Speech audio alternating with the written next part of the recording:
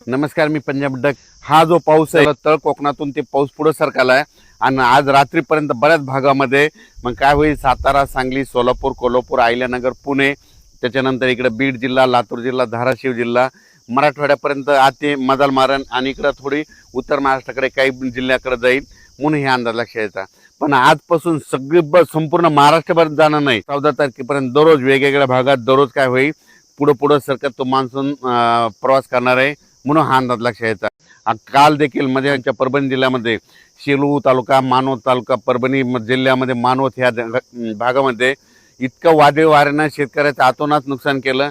लाईटचे ट्रान्सफॉर्म उपटून पडले, त्याच्यानंतर सोलार उपटून पडले. म्हणजे इतकं वारं भयानक होतं की खूप मध्ये पाऊस पडला.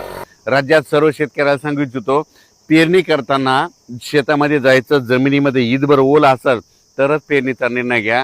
नसता 4 बोट ओल असेल, 6 बोट असेल तर पेरणी करू नका म्हणून ही देखील सर्व शेतकऱ्यांना लक्ष द्यायचं.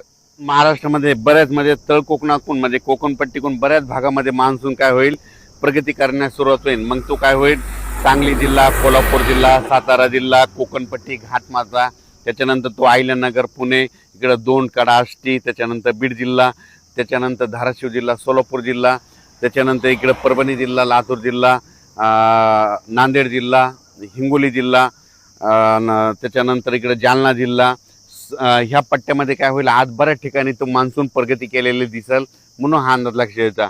आज मात्र संपूर्ण महाराष्ट्रभर जाणार नाही, फक्त आज मात्र काय होईल माहिती आहे का, की मध्ये आज सुरुवात झालेली आहे. तर तसं तर रात्रीच त्या बऱ्याच ठिकाणी पाऊस सुरू झालेला आहे. पण माझी शेतकऱ्याला विनंती आहे, शेतकऱ्याची पेरणी मी पहिल्यापासून म्हणतो की 3 टप्प्यात होणार आहे. 14 जूनमध्ये जर असा काही ठिकाणी पाऊस पडला आणि ईदभर ओल गेले तर त्यांच्या पेरण्या लागतील. त्याच्यानंतर काय होईल, 20 जून शेवटच्या आठवड्यात, जूनच्या 20 जून त्या 30 जूनमध्ये एक पाऊस येईल, त्याच्यामध्ये पेरण्या होतील. आणि त्याच्यानंतर त्याच्यातून जर काही शेतकरी उरले तर 10 जुलै ते 15 जुलैमध्ये पाऊस येणार आहे आणि त्याच्या शेतकऱ्याच्या पेरण्या होणार आहेत म्हणून हा अंदाज लक्षात यायचा. मान्सूनचा पाऊस आहे, तुम्हाला सांगतो की लातूर जिल्हा एक त्यांच्या पेरण्या लागतील, कारण की काल देखील खूप पडला आणि आणखीन तिकडे देखील आहे. धाराशिव जिल्हा, बीड जिल्हा, परभणी जिल्हा, नांदेड जिल्हा, हिंगोली जिल्हा, त्याच्यानंतर सोलापूर जिल्हा, सांगली, त्याच्यानंतर सातारा, कोल्हापूर, अहिल्यानगर, पुणे ह्या पट्ट्यामध्ये मात्र मान्सून चांगला सक्रिय होणार आहे. त्याच्यानंतर विदर्भात पण काय होणार आहे, यवतमाळ जिल्हा, वाशिम जिल्हा, त्याच्यानंतर वर्धा, नागपूर, भंडारा, गोंदिया, चंद्रपूर, अकोला, अमरावती, बुलढाणा ह्या पट्ट्यामध्ये चांगला हे मान्सूनचा पाऊस चांगला सुरुवात करणार नाही आणि यांच्या देखील मात्र पेरणीला चांगला योग येईल म्हणून हे देखील लक्षात येतं.